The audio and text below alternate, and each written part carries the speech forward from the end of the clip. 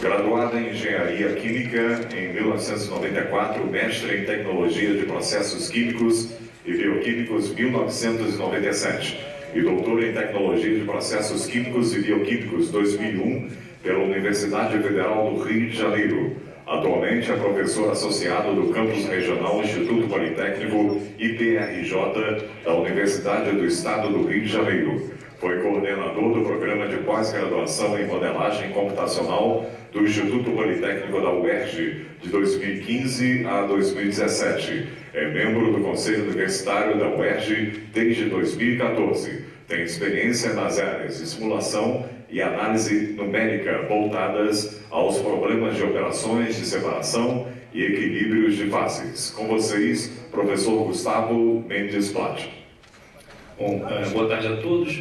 Eu vou falar inicialmente sobre os últimos resultados do nosso programa de pós-graduação em modelagem computacional, da época em que eu era o coordenador, né, meu mandato terminou no dia 30 de setembro e eu peguei então a questão da avaliação quadrienal. Então, como possivelmente, né, a gente vai ter outros coordenadores de curso de modelagem e da área aqui, eu vou falar um pouquinho sobre a evolução do programa até o conceito 6.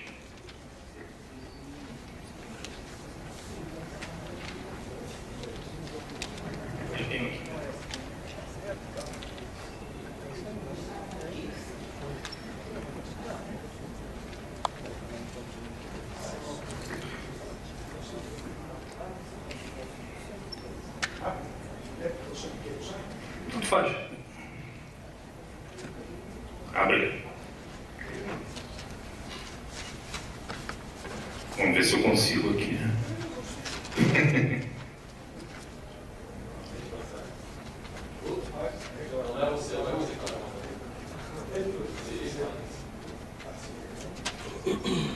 Ok.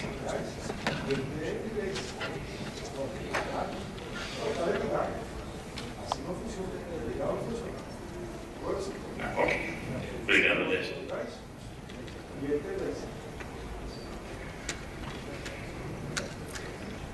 Vamos falar um pouquinho então sobre o programa. O professor Hélio já tinha falado algumas coisas, né? Isso aqui é basicamente uma repetição. Então, o mestrado teve início em 95, né, e o doutorado no ano 2000. Ou seja, nós já somos um programa consolidado, já temos bastante tempo de estrada.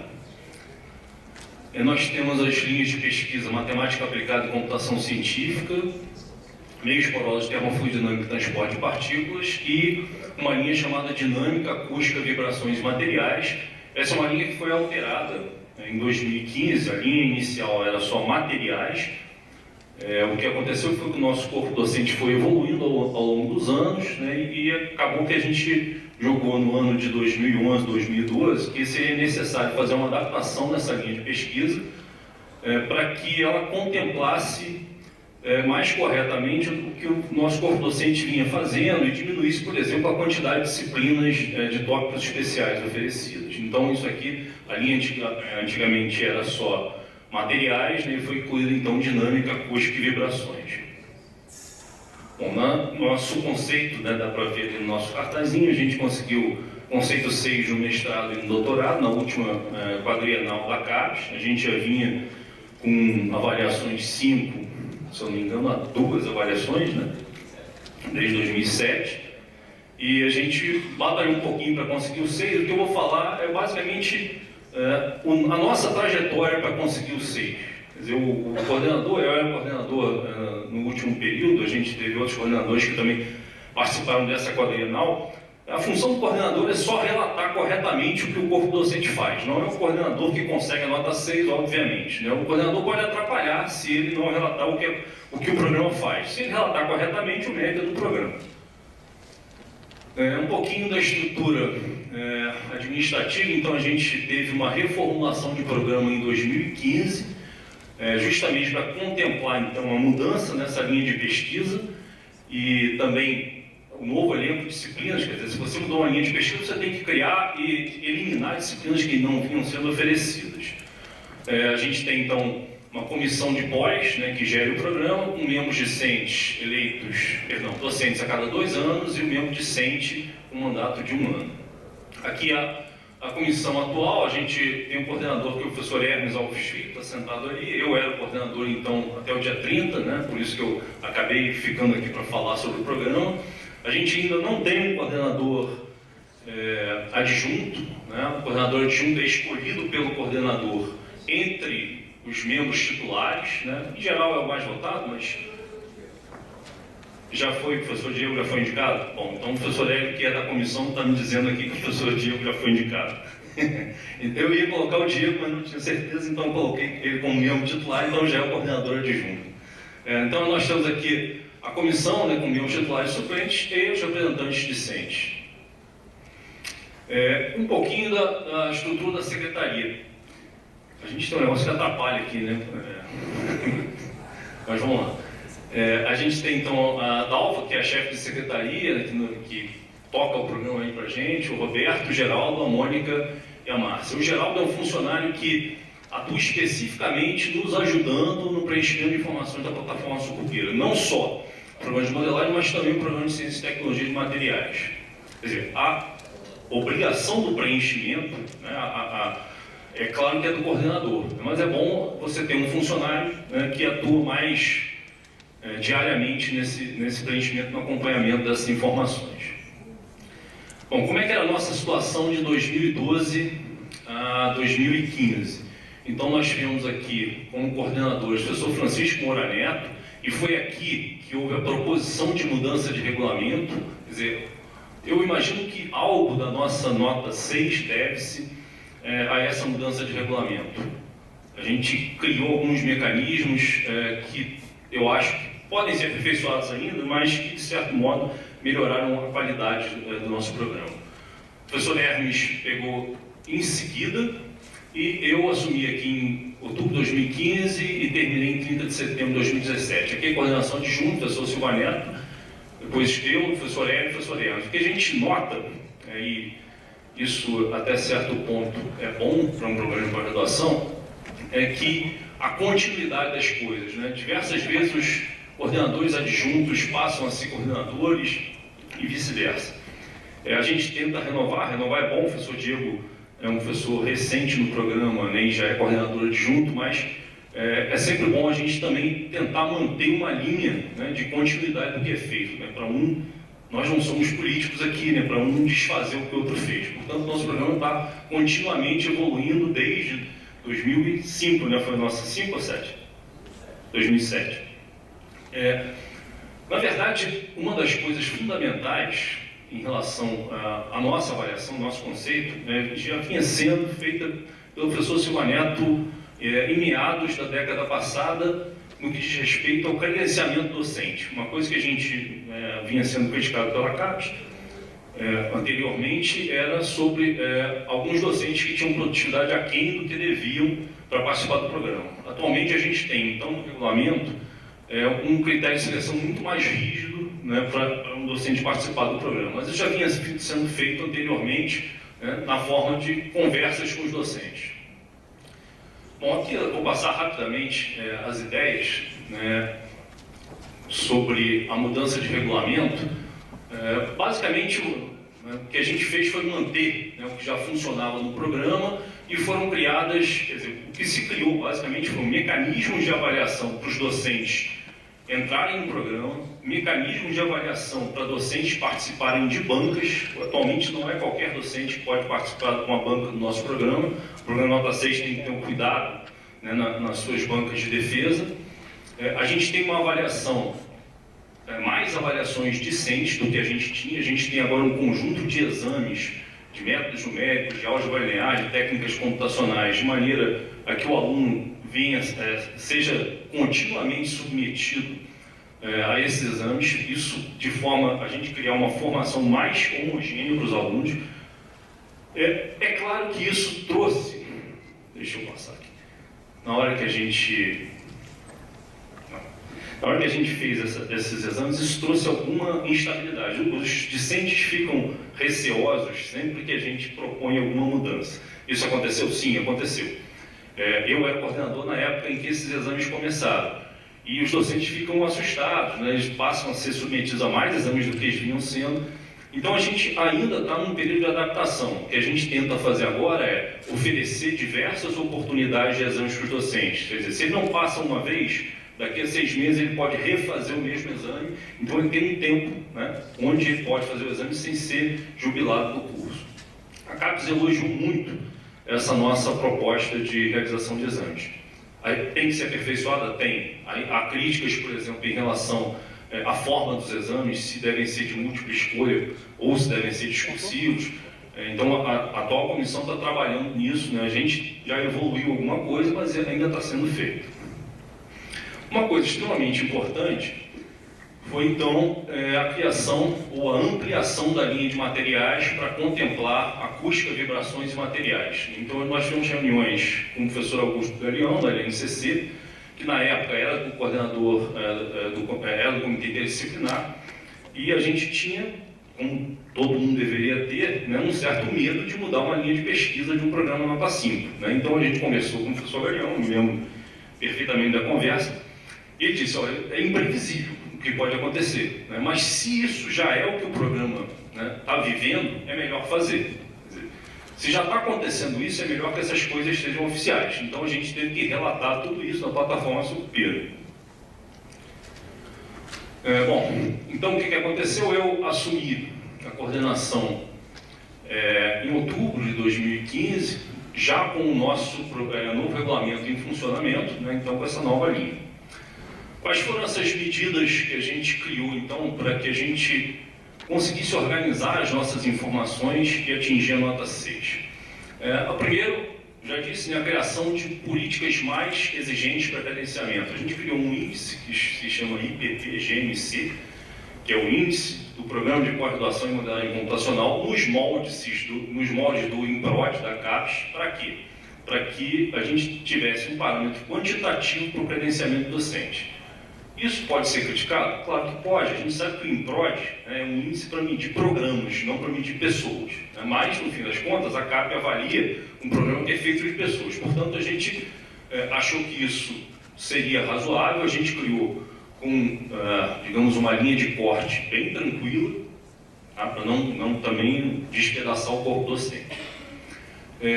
A política mais exigente com a participação em bancas, a aplicação dos exames, que eu já tinha dito, uma maior exigência nos processos seletivos. Nossos processos seletivos têm provas de matemática, basicamente de cálculo e de interpretação de texto. O que acontece atualmente é que a gente tem muitos reprovados e, por isso, a gente tem que fazer provas em outras universidades. A gente já fez, por exemplo, na FURG, no Rio Grande do Sul, na UESC, na Bahia. Já fizemos, a gente faz praticamente todo ano, em Cuba também. Para quê? Né? Se a gente tem muitos reprovados, a gente precisa ter muitos editais e fazer e ampliar muito essa divulgação do programa. Uma coisa importante, a atenção nos detalhes. Todo programa aqui quer subir de nota, isso o professor Silva Neto me passou lá nas primeiras reuniões, primeiras conversas que nós tivemos, é o cuidado em como você descreve a atuação do seu programa na plataforma Sucupira. As pessoas leem de fato o que está escrito ali, e se aquilo está mal escrito, o programa acaba sendo mal avaliado. Uma coisa importante que foi também muito elogiada é o nosso convênio, né, com o pessoal de Cuba, o professor Orestes, né, que acabou de receber a medalha Zé Bonifácio. Isso era um dos motivos que o nosso programa tinha dificuldade em atingir a nota 6, e com a consolidação dessa internacionalização do programa, nós conseguimos, então, mais um dos critérios para atingir o 6. E uma coisa que é importante, né, também um outro guia importante para a gente organizar as informações da plataforma Sucupira, é que cada um dos docentes relate tudo que ele sabe sobre os projetos. A plataforma Sucupira, ela vem evoluindo, e a quantidade de links entre informações tem aumentado muito.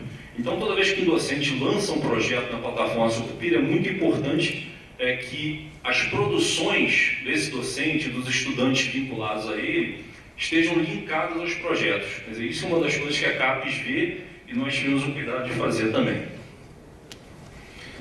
E uma das coisas que também ajuda, né, para a gente conversar sobre as dificuldades comuns dos programas é a participação dos coordenadores nos encontros de coordenadores. Vai ter um, né, eu não sei exatamente a data, né, mas o pessoal O professor Francisco Bruno, eu imagino que ele tem sido organizador desses encontros, e são importantes para a gente discutir, por exemplo, essas questões. Vai ser amanhã, então. Especificamente na área de materiais, né, a CAPES nos criticava porque nossos trabalhos tinham pouco conteúdo de modelagem computacional e muito conteúdo experimental. Quando a gente reformulou a linha e introduziu dinâmica, acústica, vibrações e materiais, a gente acabou que resolveu esse problema. Uma melhoria na produtividade discente, né, isso é uma das coisas que a CAPES vinha nos criticando, isso basicamente acho que atinge a todos os programas, né, principalmente em periódicos. Agora vamos falar um pouquinho só do que aconteceu entre outubro de 2015 e setembro de 2017, foi a minha parte, né, então a primeira coisa que a gente fez foi criar os mecanismos para aplicar as provas, né, o professor Hélio ajudou muito, a gente criou decisões normativas no programa para que isso fosse organizado. Nós aplicamos então esses exames, eu discuti com o professor Silva Neto, né, o que a CAPES espera, né, para que um programa atinja o 6. Quer dizer, isso eu não sei se está claro para todo mundo, eu imagino que os coordenadores sim, né, mas você tem 2 níveis de recomendação, então algumas coisas, na hora de você preencher as coisas com cuidado, isso vai ser lido com muita calma depois pelos avaliadores da CAPES. Então, alguns detalhes, né, no preenchimento da plataforma Sucupira são fundamentais para que você atinja o conceito 6. Mesmo que o seu programa seja bom, se você não relatar as coisas corretamente, você acaba não atingindo um bom conceito. Bom, em 2015, né, eu botei 14 aqui, mas em 2015, né, a professora Adelaide, que é do Comitê Interdisciplinar da CAPES, esteve lá no encontro organizado em Salvador, também no encontro de modalidade computacional, e ela falou um pouquinho sobre a avaliação da CAPES. Naquela época já estávamos todos preocupados com a avaliação, né? E uma das coisas que nós tivemos que resolver foi o problema de verba PROAC, né? A UERJ, né, já foi dito aqui, ela sofre com diversos problemas. Um desses problemas era o seguinte: a UERJ não tinha certidões negativas de débito no governo federal e a gente ficou durante 2 anos sem receber a verba PROAC. Por quê? Se você deve ao governo federal, o governo federal não pode repassar dinheiro para você. Então nós tivemos que fazer outros projetos, a FAPERJ nos ajudou muito nisso, para que nós compensássemos a falta da verba PROAC. Aqui são as nossas defesas, né? O que a gente vê aqui é que nos anos 2011, 2012, que foram os anos da tragédia climática aqui em Friburgo, a gente sofreu bastante. Eu não estou enxergando nada aqui, mano. 2016 foi um ano excelente para a gente, né? 2017 não terminou, né? mas já foi um ano bom. E uma das coisas que a gente percebe, né, que ainda não há uma tendência clara, né? A gente começa a ver, né, que o doutorado parece que está suplantando o mestrado. Tá? Você vê que aqui, ó, foi a primeira vez que o doutorado suplantou o mestrado. Isso é sinal de maturidade, né? Programas maduros tendem a ter mais defesas de doutorado que de mestrado. Aqui só a ficha de avaliação do nosso programa, então, né, o nosso conceito 6, nosso relatório foi extremamente elogiado. A gente obteve muito bom em todos os quesitos, né? E se você obtém muito bom em todos os quesitos, você está apto, então, a concorrer à nota 6. Quer dizer, você não ganha automaticamente a nota 6. Então, basicamente, o que eu queria resumir é como o nosso programa de pós-graduação se organizou. Não é, obviamente, mérito do coordenador atingir a nota 6, mas um conjunto de medidas para organizar as informações que vão ser disponibilizadas para a CAPES. Tá? E agora eu vou falar um pouquinho sobre a minha linha de pesquisa.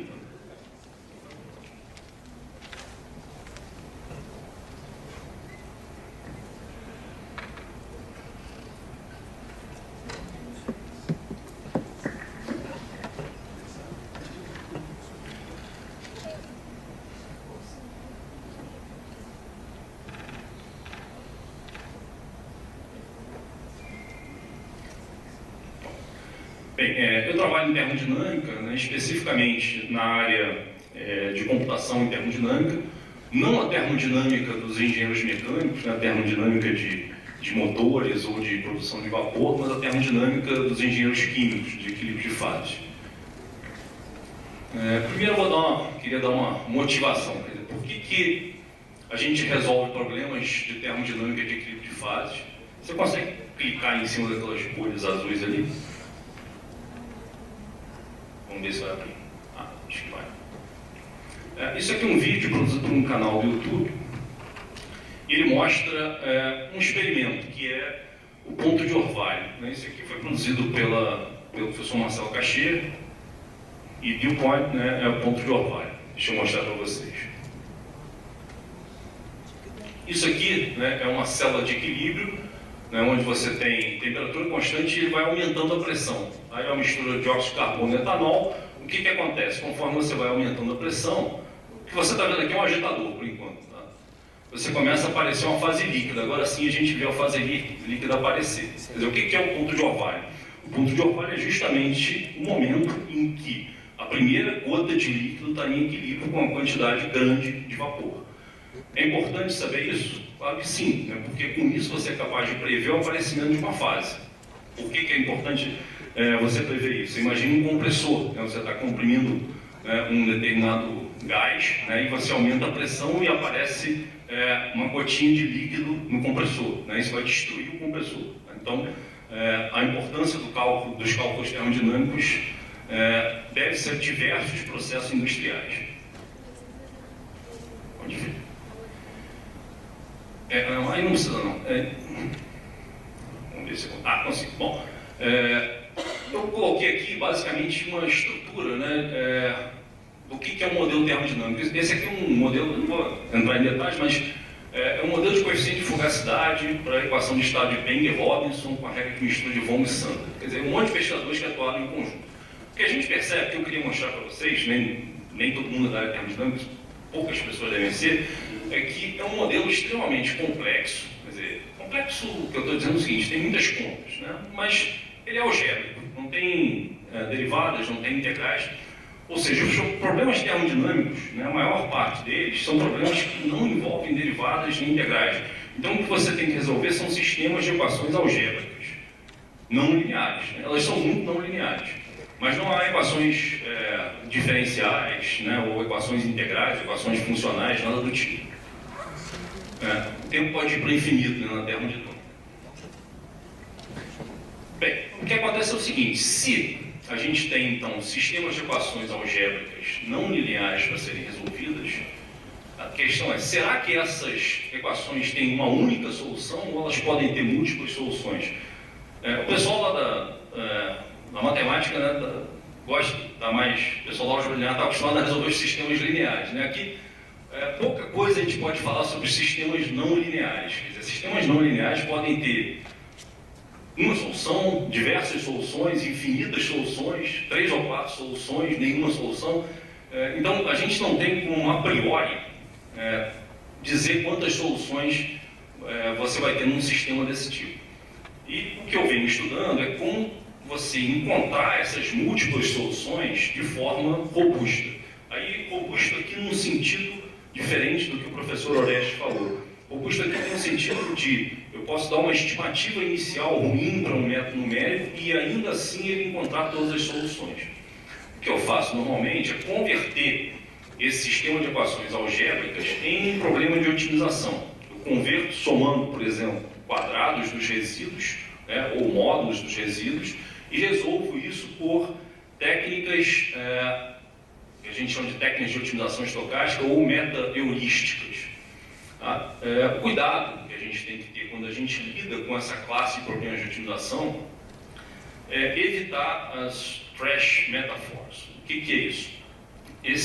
Essa área de pesquisa evoluiu muito a partir dos anos 2000. Hoje em dia, todo mundo com um computador em casa consegue bolar uma meta heurística. O que é uma meta heurística? É uma estratégia de otimização genérica capaz de resolver diversos problemas. Muitas dessas meta-heurísticas são baseadas em processos naturais. Por isso que eu botei a foto da raposa aqui.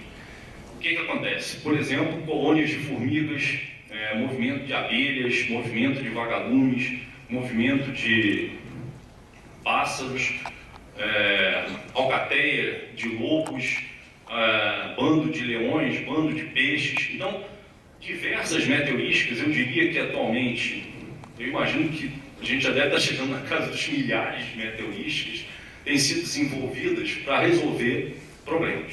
O que acontece é que muitas vezes elas não são feitas com o cuidado necessário. O que o sujeito faz é pegar uma metáfora da natureza, ele escolhe um problema qualquer, ele vê lá os bichos andando, e resolve criar um algoritmo de utilização com base naquilo. Pode ser que funcione? Pode. Mas muitas vezes o que o sujeito vai estar fazendo é dar uma nova roupagem para um método que já existia. Então esse é um cuidado muito grande que a gente tem que ter. Isso gerou, né, na literatura especializada, problemas muito sérios, conforme eu mostrar no final. Então vamos começar com um probleminha bem simples. Eu já sei qual é o problema, não estou enxergando aqui, mas basicamente é a interseção de uma circunferência com uma elipse. Quer dizer, isso é um sistema algébrico não linear com 4 soluções, tá, simétricas em relação à origem. É um problema bem bobinho. Como é que eu resolvo isso numericamente? Olha, analiticamente todo mundo sabe fazer. Isola o x2, manda aquelas ali, substitui e fim de papo. Mas o que eu quero construir? A gente parte desses problemas de baixa dimensão, baixa complexidade, para chegar nos problemas de alta dimensão e complexos. O que eu quero é criar uma estratégia numérica que seja capaz de resolver isso aqui de forma robusta. Em que sentido? Eu posso dar qualquer chute inicial, né, qualquer estimativa inicial para x1 e x2 aqui e encontrar não uma solução, mas todas as soluções. É isso que eu gostaria. Bom, como é que eu posso fazer isso? Métodos do tipo Newton. Newton-Raphson tradicional. Quer dizer, não converto isso num problema de otimização e vou lá, simplesmente pego o Newton e jogo diversas estimativas iniciais para o Newton. E aí você consegue construir um negócio chamado bacia de atração de raízes. O que é isso? Por que a gente tem um diagrama aqui com 4 cores diferentes? Você chutar no primeiro quadrante a sua estimativa inicial, ele vai encontrar a solução com os 2 caras positivos, nesse caso aqui a solução 3. Você chutar no segundo quadrante, ele vai encontrar, bom, com o x1 negativo e x2 positivo, e assim por diante. Tá? O que um diagrama de uma bacia de atração de raízes te mostra? Mostra para qual raiz o seu algoritmo convergiu, dependendo da estimativa inicial que você deu. Como o problema é muito simples, você gerou uma coisa ali que é um quadradinho, né? O que é relativamente, né, intuitivo. Se eu chutar aqui, nesse lado aqui, é claro que eu vou encontrar a raiz com x1 e x2 positivo. Se eu chutar com x1 e x2 negativo, é claro que eu vou encontrar a raiz com x1 e x2 negativo. Nem sempre é assim, a gente já vai ver. Né? Então, uma das formas de a gente resolver esses problemas é via Newton. Tá? Isso já depende de interferência do usuário. Quer dizer, vai ter que ter um ser humano ali, né, dando estimativas arbitrárias. Isso aqui dá em 2 dimensões, mas você imagina um sistema com 100, 200 equações. Quer dizer, como é que você faz isso? Ou você pode converter isso num problema de otimização. Aqui estão as soluções, né? Soluções, isso aqui é a circunferência, embora pareça uma elipse, né? E a elipse está aqui. Ou vice-versa, não estou conseguindo enxergar. Né? Um dos dois. Bom, as interseções são as raízes, né? Aqui, aqui, aqui, aqui. Esses pontinhos azuis que a gente vê aqui, eu disparei um algoritmo de otimização estocástica, chamado um algoritmo de busca aleatória. Ele simplesmente sorteia números, né? E vai pegando o melhor desses números. O que a gente percebe? Bom, que é uma população de caras, né, que pode chegar perto aqui das soluções, mas não tem a mesma acurácia, por exemplo, do método de Newton. Né? Os algoritmos estocásticos sofrem disso. Então, como você resolve um probleminha simples desse aqui? Ou via métodos tipo Newton, pode não ser o Newton, pode ser Broyden, outro método qualquer. Ou você converte isso num problema de otimização e tenta encontrar as interseções também chutando. O que acontece se o problema não for tão simples quanto aquele? Então aqui a gente tem uma função complexa, f de z é z3 menos 1, né? Ela pode ser decomposta então em 2 funções reais, eu posso escrever z como x mais y, né? E a solução desse sistema algébrico não linear aqui vai me dar as interseções, então, vamos dar Z1, Z2, Z3, no fim das contas, as soluções, né, da função complexa aqui. O que eu poderia imaginar? As soluções aqui são 1, 0, menos 1 meio raiz de 3 sobre 2 e menos 1 meio menos raiz de 3 sobre 2. Elas estão aqui, né? Uma solução está aqui, a outra está aqui, a outra está aqui. Olhando para isso, o que você imagina? Olha, se eu fizer aquela bacia de atração de raiz, quer dizer, se eu der estimativas para o Newton aqui assim, eu vou encontrar a raiz Z1, Aqui assim vou encontrar a raiz de Z2 e aqui vou encontrar a raiz de Z3, certo? É o que seria razoável, 120 graus para cada um, né? Daí a volta na circunferência. Você percebe que o problema nem é tão complicado assim, né? Um pouquinho mais complicado que aquele dali, isso é um pouco mais complicado, mas ainda assim, né, o problema é polinomial. O que acontece quando você monta uma malha de estimativas iniciais para esse problema aqui e obtém a bacia de atração de raiz? Você não obtém isso aqui. Você obtém isso aqui. O que acontece? Uma raiz está com a cor azul, a outra raiz está com a cor verde, a outra está com a cor preta. Você percebe, de algum modo, os 120 graus aqui, né? Mas na interface entre essas coisas aparece um outro fenômeno aqui, né, decorrente da não linearidade do problema. Você pode dizer, mas se eu ampliar isso aqui eu vou resolver o problema. Não vai. É porque você percebe que essa característica, essa estrutura, ela se mantém, né? Isso para o pessoal que é da área de dinâmica, né, de análise dinâmica, sabe que isso aqui é o que a gente chama de fractal. O que a gente está vendo são estruturas que se repetem conforme você vai mudando a escala. Quer dizer, mesmo uma escala muito menor, esses fractais se repetem.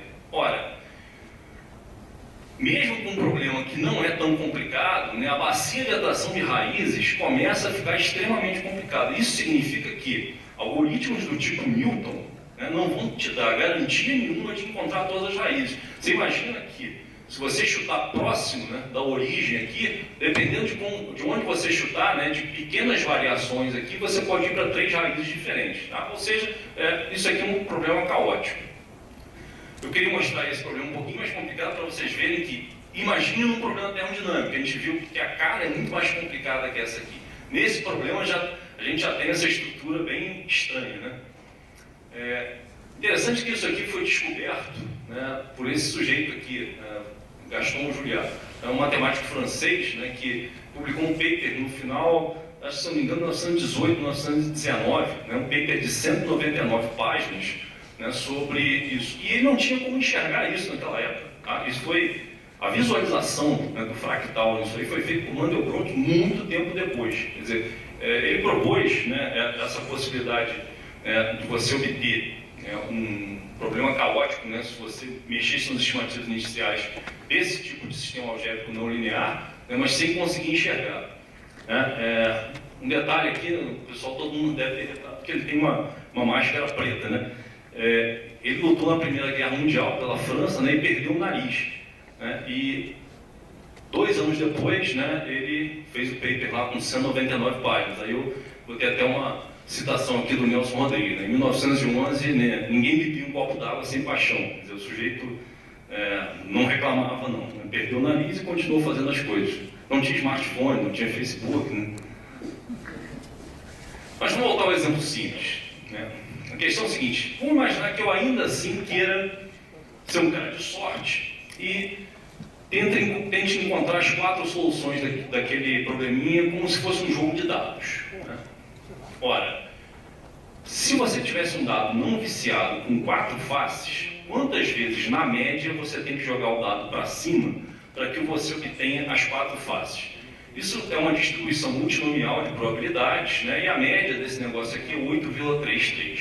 Ou seja, na média, eu teria que jogar 8 vezes, se eu imaginasse o método de Newton sem nenhum tipo de esperteza, para encontrar as 4 faces do dado. Mas isso não me garante. Né? Eu fiz uma visão aqui, né, das frequências. Pode acontecer você precisar, por exemplo, de 20, de 30 jogadas de dados, né, para encontrar as 4 faces. Ou seja, se você pensar num sistema algébrico não linear com 4 soluções, você seja um cara sortudo na hora de chutar, né, você ainda assim, né, você pode precisar de muitos chutes para conseguir encontrar todas elas.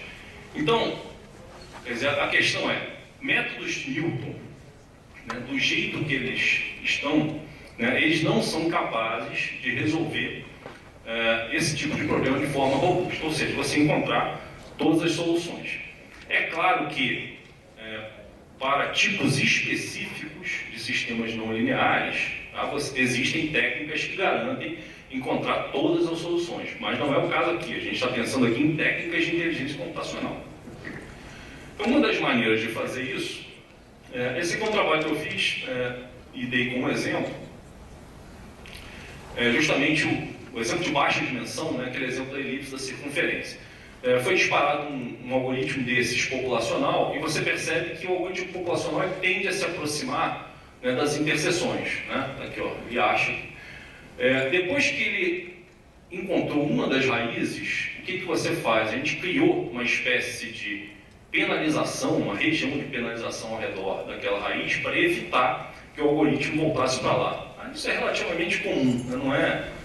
Não foi eu que inventei isso, né? Mas você usar isso acoplado a métodos de otimização não é uma tarefa complicada do ponto de vista de calibração. Então, olha só, encontrei primeiro essa raiz aqui, ó, penalizei ela, ou deformei a função aqui. Aí ele encontrou essa aqui, ó.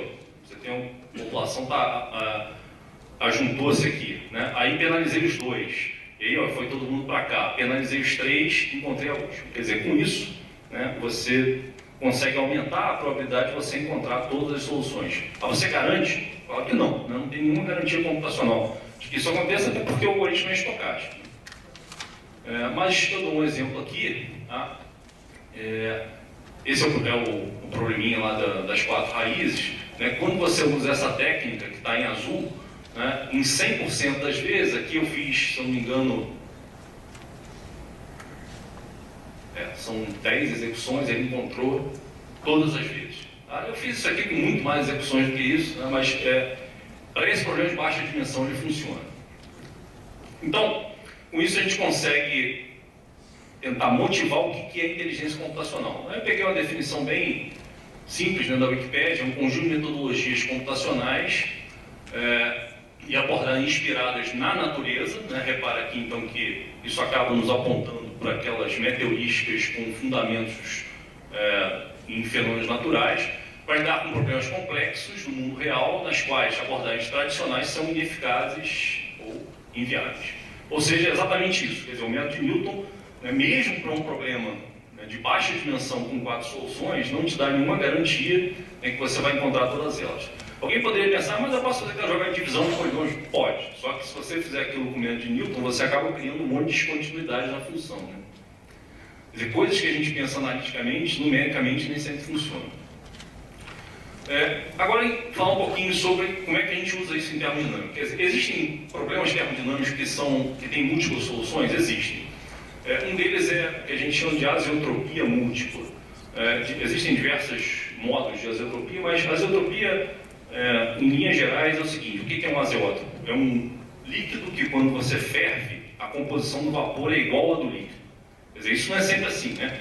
Quando a gente ferve coisas, acontece que o vapor se enriquece nos componentes mais voláteis e o líquido nos menos voláteis. Mas existe um tipo particular de misturas, que são as misturas azeotrópicas, onde o vapor tem exatamente a mesma composição do líquido. Determinar essa composição é importante, depois eu vou falar por quê.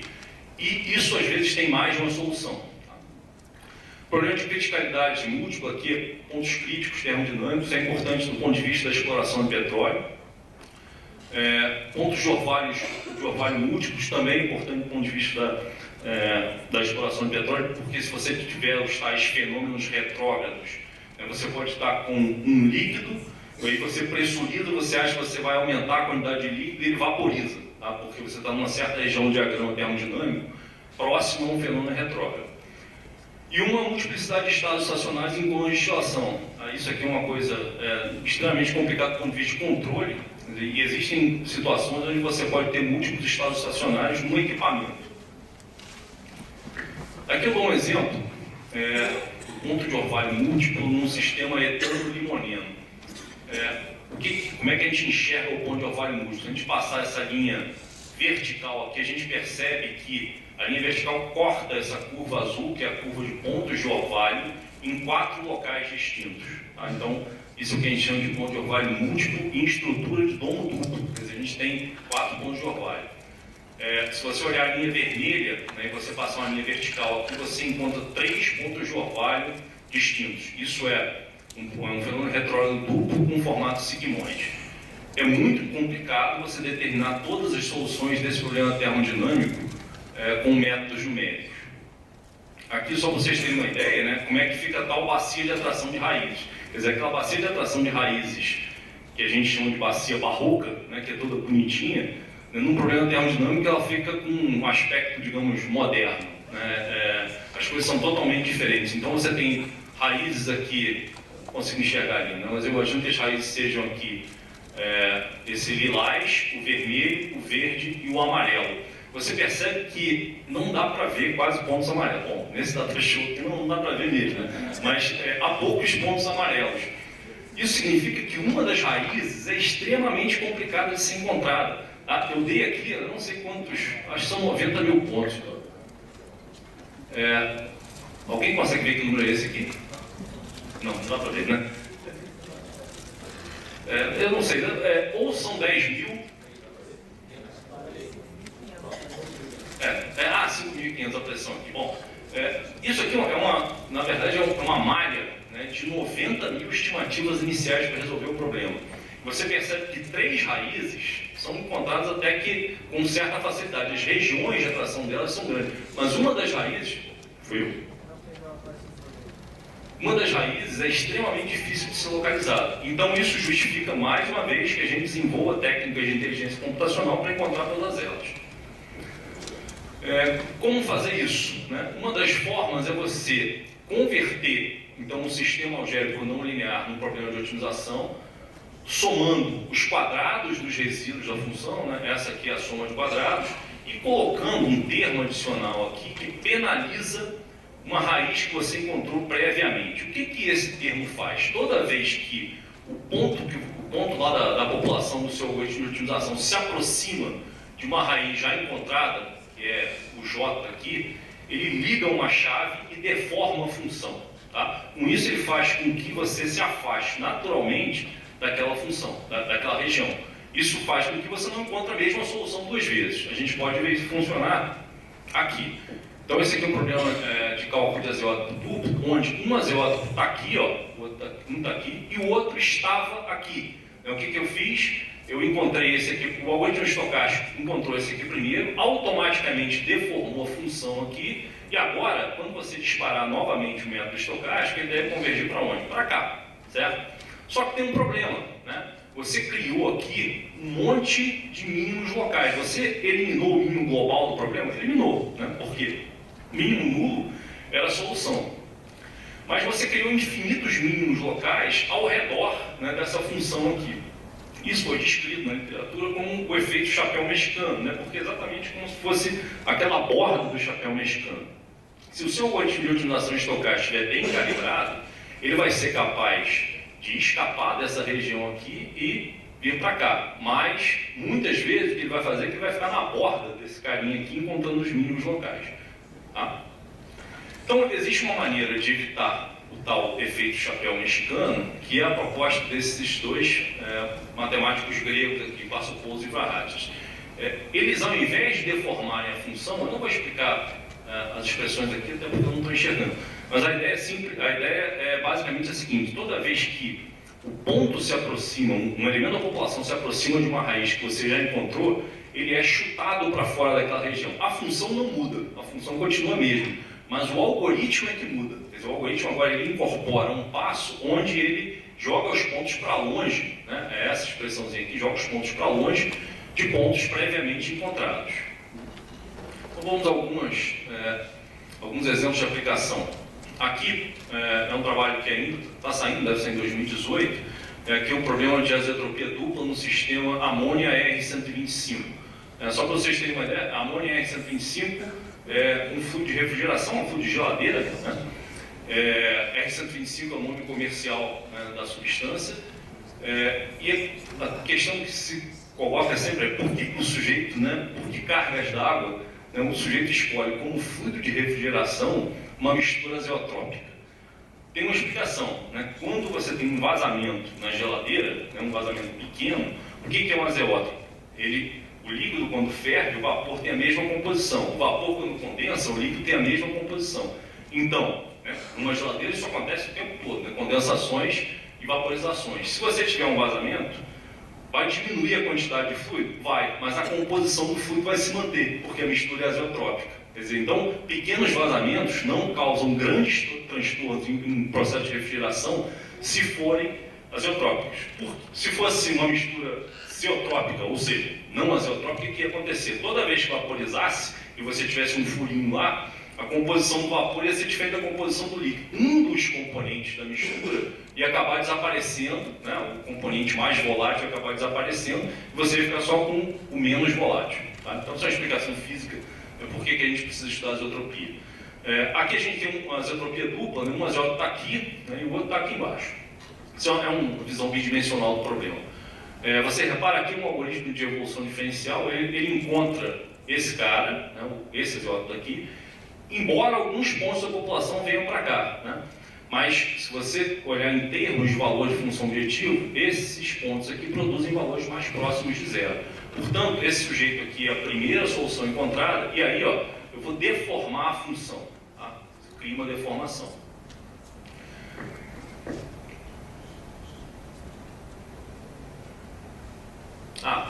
Não sei se aqui está dando para ver, dá para ver que os pontinhos vermelhos estão aqui ao redor.